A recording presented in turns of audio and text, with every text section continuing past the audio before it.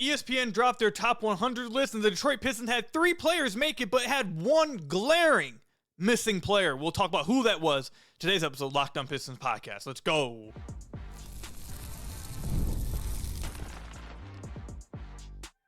You are Locked On Pistons, your daily Detroit Pistons podcast. Part of the Locked On Podcast Network, your team every day.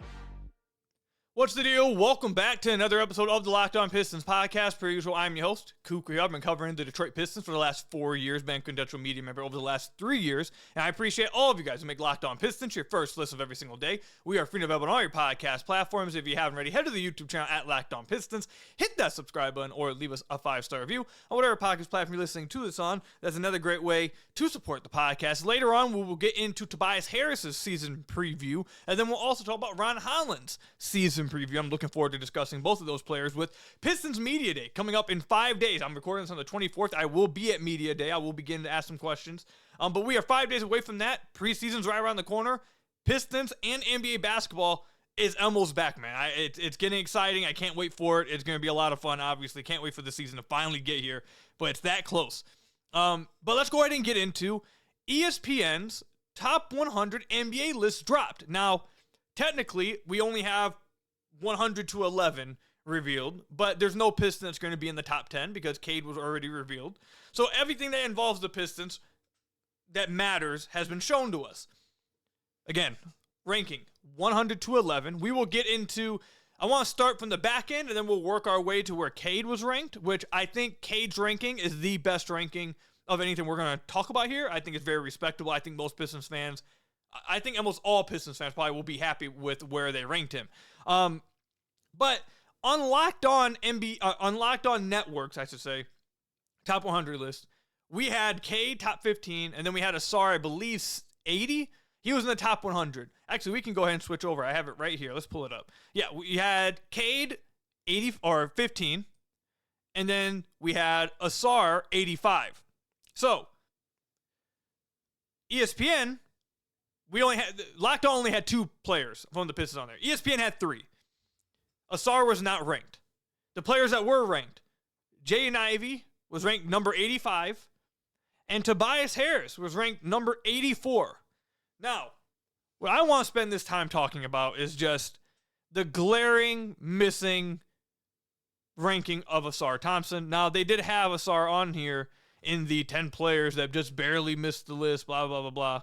So he was included in that little section. But the idea that, look, man, I don't want to spend forever on this because I talk about it nonstop. But the idea that the guy that as soon as he came into the starting lineup, their season turns around. They go from the 28th defense to a top 7 defense once he comes to the starting lineup. They dominate his minutes. They dominate his minutes in the playoffs. They dominated him in the regular season. A starting lineup that was middling turns into one of the best starting lineups in the NBA once he joined it. Like, I don't understand how that player doesn't make the top 100 list. Don't understand it. Don't really get it at all.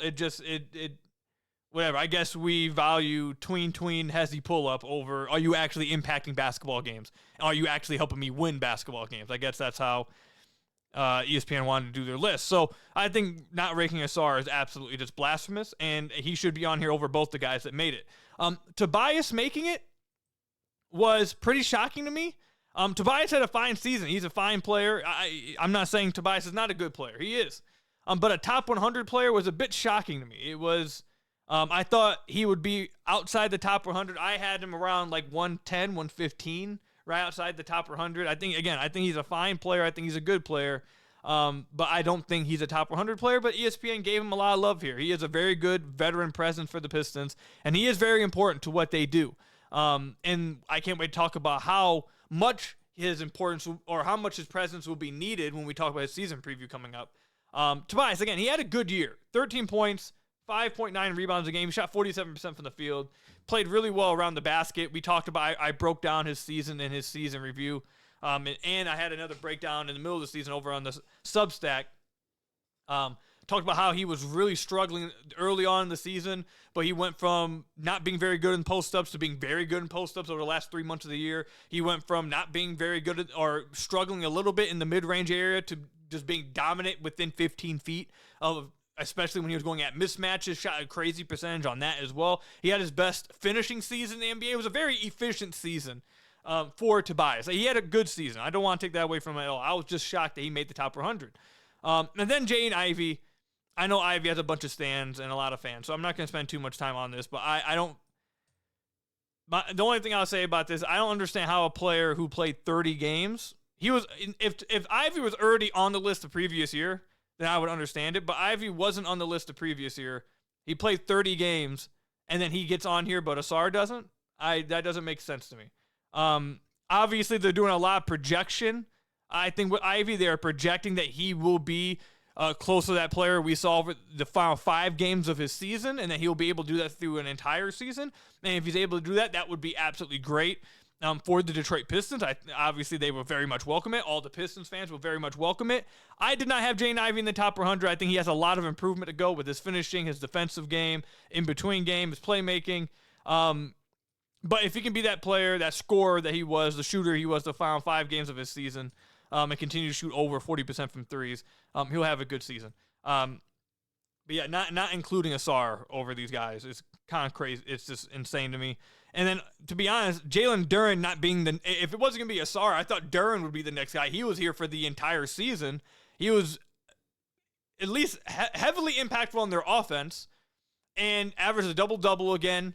Again, was there all season, was there in the playoffs, played about as good as he possibly could have. If you were going to give the Pistons multiple players from their team last year for improving and making the jump, I don't see how Duren isn't the next guy you would have considered, but it is what it is. I thought this ESPN list in general was really bad. Like, I could go throughout the entire thing. There's so many things wrong with this list. But now I want to move into the top 50, where they revealed Cade Cunningham at number 12, which I think is incredibly respectable, a good placement for Cade, and I don't think any Pistons fans can be upset with that. Locked On NBA's had him 15.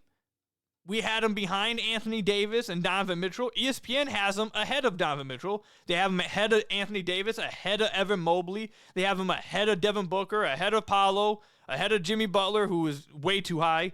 Jaylen Brown, who also is way too high. Kawhi, Bam Adebayo, Pascal, James. Like, these are all the guys they have Cade over. The only guy before the Pistons get to before the ESPN list got to top 10, which we don't know yet. But number 11 was Jalen Williams. Jalen Williams is ranked ahead of Cade. But number 12, I think this is a perfect spot for Cade. I think he wants to get into the top 10. Like we talked about in the last podcast, his goal should be to be universally recognized as a top 10 player, a universally agreed upon top 10 player in the NBA. I think he will get there this year.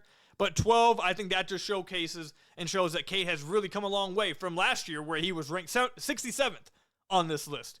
Now they give him 12. He's getting that respect nationally. People know how good he is. They know how great he is now. And he has put the league on notice. He will be a top 10 player this year. So I think Cade got ranked very fairly here. Very, very fairly. I just want to include this one sentence in his ranking that they wrote. They wrote, quote, "The playoffs are a learning curve for any young star, and Cunningham was no exception, but he'll be worth watching this season to see how he continues to evolve after his first experience playing meaningful NBA games." Cade, I think, will take that Knicks series, see how teams guard him, see where he struggled at. I think his conditioning will be improved. I think once they get to the playoffs this year, I think Cade will have a monster playoff season. I think he's going to have a monster NBA regular season as well. Cade's going to be a top 10 guy this year. But ESPN, if there's one thing I'll give you a round of applause on, it's the fact that you actually got Cade's ranking right. So let me know, comment section down below or over on Twitter at Ku Khahil. Do you guys agree or disagree with these rankings? Who would you have on the list that wasn't on the list? Let me know all that comment section down below or over on Twitter at Ku Khahil. Coming up, we'll be previewing Tobias Harris's season preview and why he's one of the very most important players for the Detroit Pistons this upcoming season. We'll talk about it coming up. The NFL season is here, and Detroit Lions, what a big-time win against the Baltimore Ravens. Big-time win. FanDuel is making sure you're ready for kickoff every Sunday with a can't-miss offer. Right now, new customers can bet just $5, and if your bet wins, you'll get $300 in bonus bets to use across the app. I love using FanDuel because it fits however you like to bet, whether it's player props, building a same-game parlay, or even jumping in live as the action unfolds. It makes every game more exciting, whether you're watching your team or just keeping an eye on your fantasy lineup. It's quick, easy, and the best way to add a little bit more energy to your Sundays. So if you're ready to play, download the FanDuel app now by visiting FanDuel.com to get started. That's FanDuel.com to place your first $5 bet, and if it hits, you'll get $300 in bonus bets used across the app. Again, that's FanDuel.com to place your first $5 bet, $300 of bonus bets used across the app, if it hits with FanDuel. So I want to thank you guys again for making Locked On Pistons your first listen of every single day. We are free and available on all your podcast platforms. If you haven't already, head to the YouTube channel at Locked On Pistons. Hit that subscribe button or leave us a 5-star review on whatever podcast platform you're listening to us on. That's another great way to support the podcast. And now we are going to get into Tobias Harris's season preview for the upcoming season. Tobias is now going to I believe this is going to be year 15 technically. His first season was 20. Yeah, it'll be year 15 for him, which is crazy. I remember when he was a young guy playing for the Orlando Magic, being traded to the Pistons. It feels not that long ago, but 15 years in the NBA. As we always do with the season previews, we have to look at a little bit of the preview, or the review, I should say, of this past season with Tobias. He averaged 13.7 points a game. He shot 47% from the field, 34% from deep. He shot 54% on twos, 86% from the free throw line, and helped contribute to the Pistons, making it to the playoffs for the first time since 2018-2019, and helping them win their first playoff game since 2008. Long time ago. This is why I'm going to do Tobias Harris's season preview a little different. I don't really want to talk about what I expect him to average. I don't want to talk about, what I expect him to really do. I want to ask some questions. And these are the questions that we need to see get answered by him during the season. That's how I want to look at this. First question I have that Tobias has to answer this year. He is going to be 33, 34 years old this year for the season. Entering, again, like I said, year 15.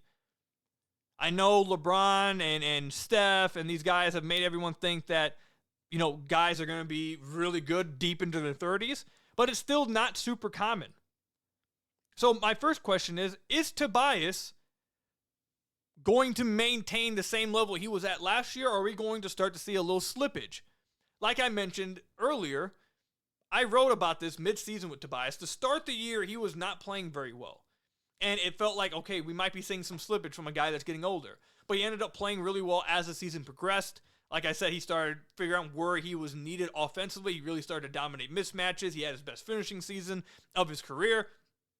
He started to get better as the year went on. And it looked like, okay, no, that's, he pushed those slippage concerns or whatever out the window, and no one was concerned about it now. But heading another year older and another year into the league, those concerns will naturally come back, I believe, for a guy at that age. So Tobias has to be able to maintain that. I'll be watching to see. Are we going to start to see Tobias age a little bit, or is he still going to look like the guy we saw last year?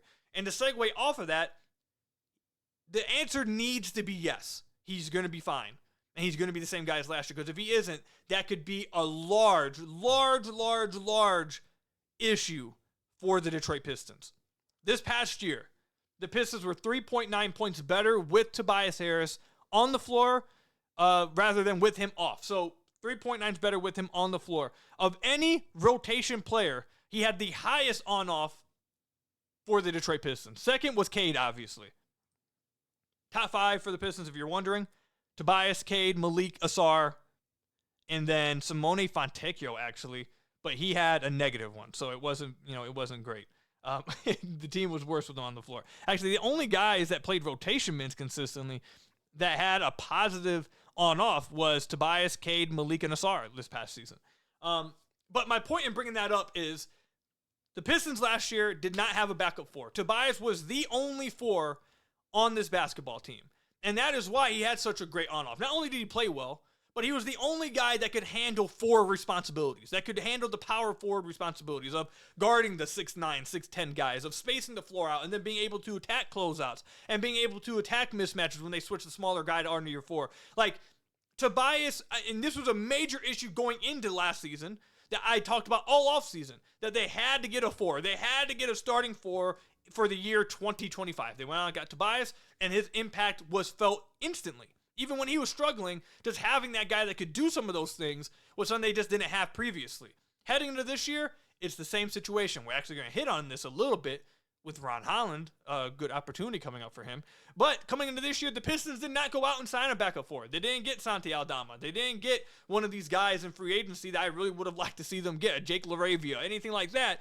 They came back this year with no real backup for. And I'm sorry for all the Bobby Klitman lovers. Bobby's probably not going to be the backup 4. He is probably not going to be playing rotation minutes for a playoff team, a team that wants to be a top 4 seed this year. I don't see that happening. So they're coming into this year with Tobias as the only 4 again. So they are relying on him heavily to be that same guy. If he is not that same guy, the Pistons will have a major issue at the 4 position. So his importance to this team is major. Absolutely major. He may not be the best player on the team. I don't think he's a top 2 player. Maybe not even a top 3 player. Not even a top 4 player on the team. Maybe top 4. But you get what I'm saying. There's other guys that are more talented. There's other guys I think are better. But there's not many. It's Cade, Ausar, and then I think Tobias has an argument for being one of the next most important player, simply because if he were to not be good, there's no one to take up his minutes that can do what he does. They don't have it on the roster. So they need Tobias to still be good this year. They need him to keep up with what he was doing last year. And then the last thing I'll say with Tobias is this. He was such a great locker room presence this past year. He was such a great veteran this past year. Not just what they've said publicly, but from what I've heard behind the closed doors, privately. He was, like, I would probably say he's the best veteran the Pistons have had, at least over the last 10 years. He was tremendous in the locker room. So even if he, obviously you want him to maintain his level on the floor, but the value he brings to your locker room, the Pistons locker room specifically, it's incredibly valuable. And I think he's going to be impactful no matter what this year. I think he's going to be a very important player for them this year. The only thing I'd watch for with him, along with that, what I mentioned earlier, just about age, the only other thing I'd watch for is see if he can get that 3-point percentage back up. He had his worst year from beyond the arc since his last season in Detroit back in 2017. He shot 34% the previous 5 years. He shot 35, 38, 37, 39, 37, 39, 41. I went back farther than 5 years, but you guys get it. He was a much better 3-point shooter on more volume the last few years. And then this past year, not only did he have the least volume he's had since 2020, he also, like I said, shot the worst percentage of his career since 2017, my goodness, his last year with the Pistons before he was traded for Blake Griffin. So the Pistons will rely on him and hope that he gets back to being like that 36, 37% 3-point shooter. They need him to be able to be a better spacer and start out the gate a little faster from beyond the arc as well. He really struggled shooting the 3 the first 20 or so games for the Detroit Pistons. But Tobias, very important player, was just ranked number 84 by ESPN. He's a very important player for this team this upcoming year. If they want to get to where they want to get to, not only does Tobias need to be healthy, he needs to be at least somewhat of the same player this past year and not really show any slippage, because they don't really have another option on the team for him at that position. So let me know, comment section down below or over on Twitter at Ku Khahil. How important do you guys believe Tobias is? And if he were to go down, if he were to show slippage, how concerned would you be? Let me know. Comment section down below or over on Twitter at Ku Khahil. Coming up, speaking of that, Ron Holland could look at that as a major opportunity. We'll get into his season preview coming up. Today's episode is brought to you by Skims. When I found out Skims was making underwear for men, I was intrigued. I've heard so much about their quality from friends and family, so I had to give it a try. And let me tell you, it lives up to the hype.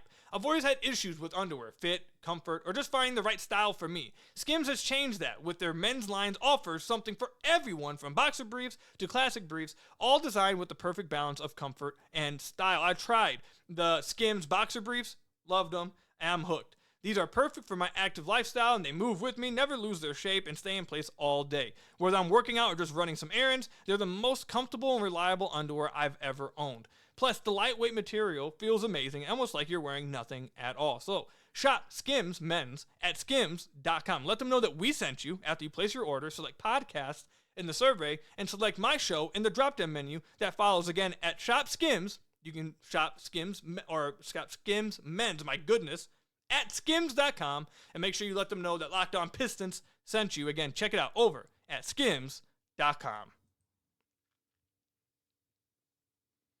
So I want to thank you guys again for making Locked On Pistons your first listen of every single day. We are free and available on all your podcast platforms. If you haven't already, head to the YouTube channel at Locked On Pistons.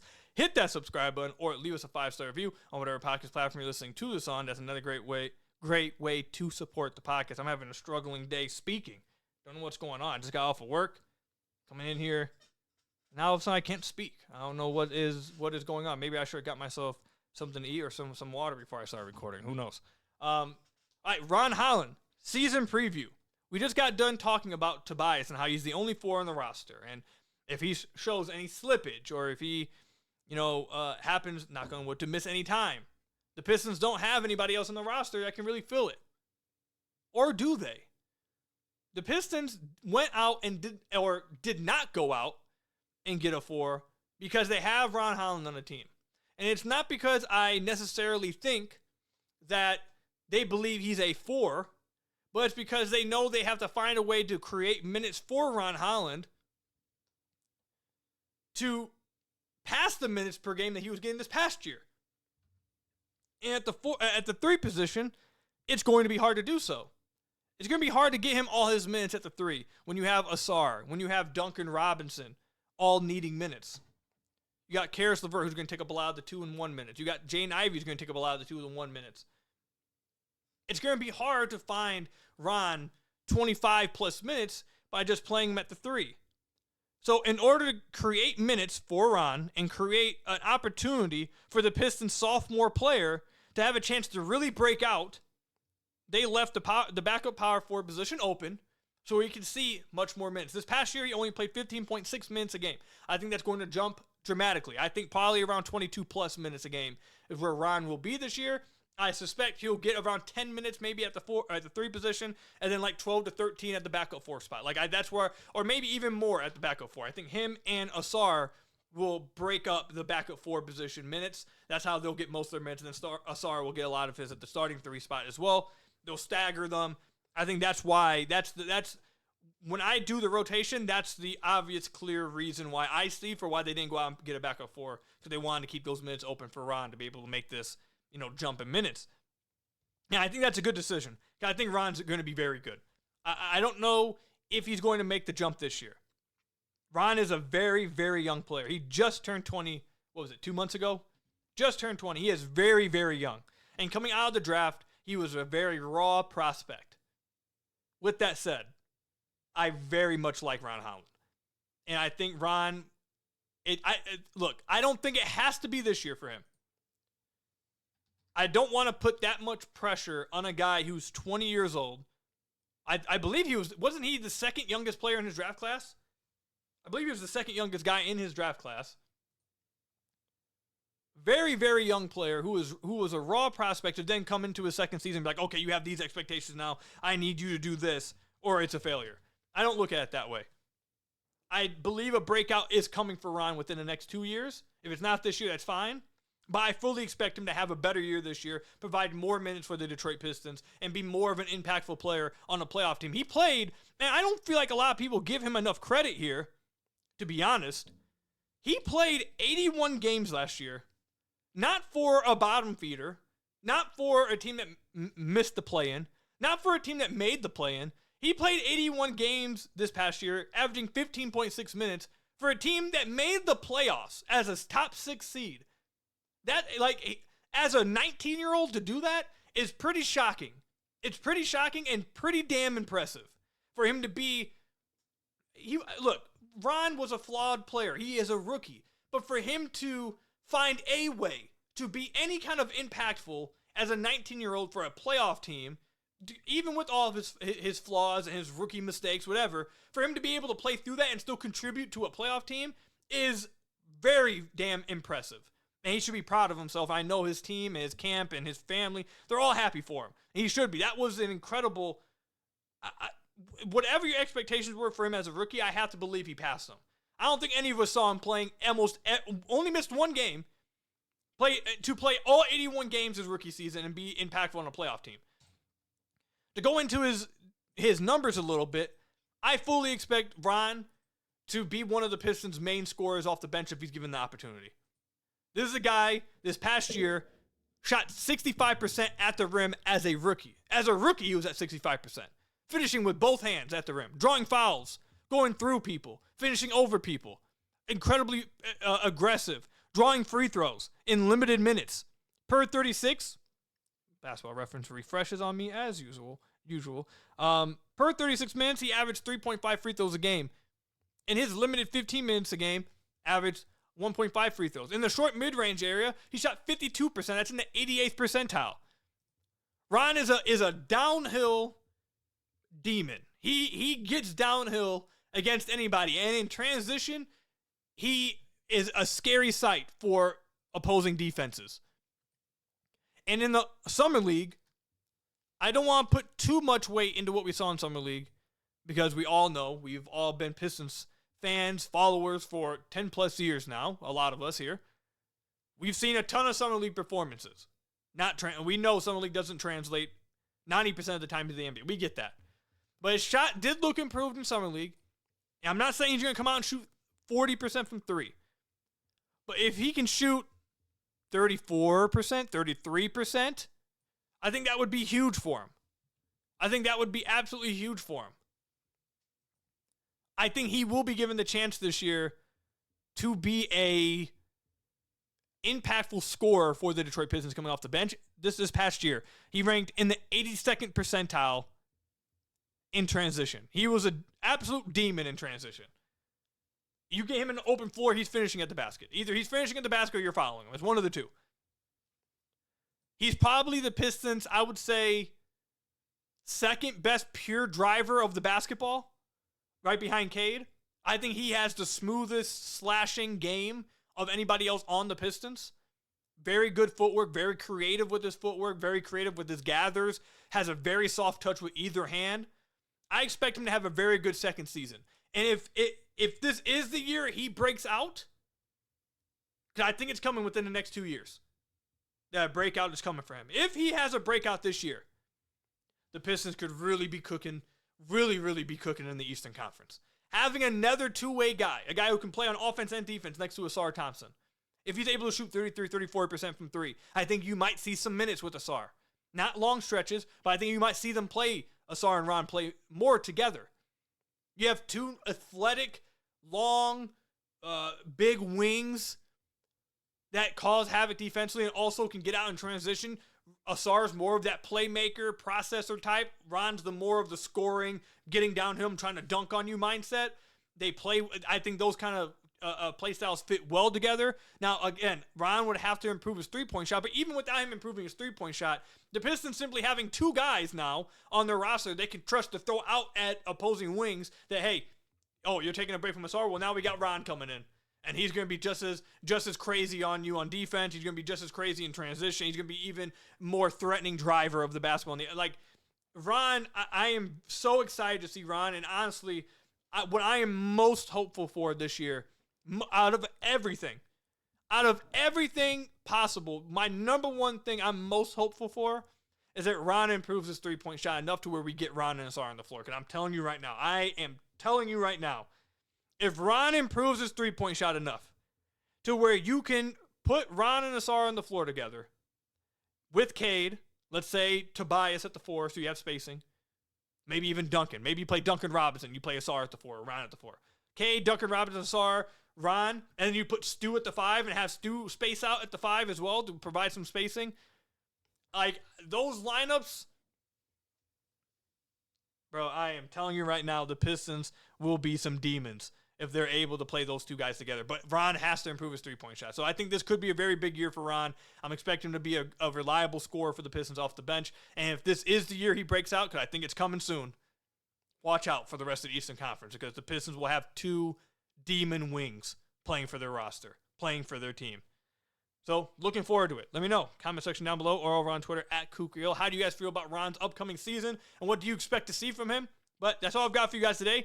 Thank you guys for making Locked On Pistons your first listen of every single day. Free and available on all your podcast platforms. Hit that subscribe button at the YouTube channel. Leave us a 5-star review on whatever podcast platform you're listening to this on. And until next time, I will see you guys later. Stay safe out there, and peace out, everybody.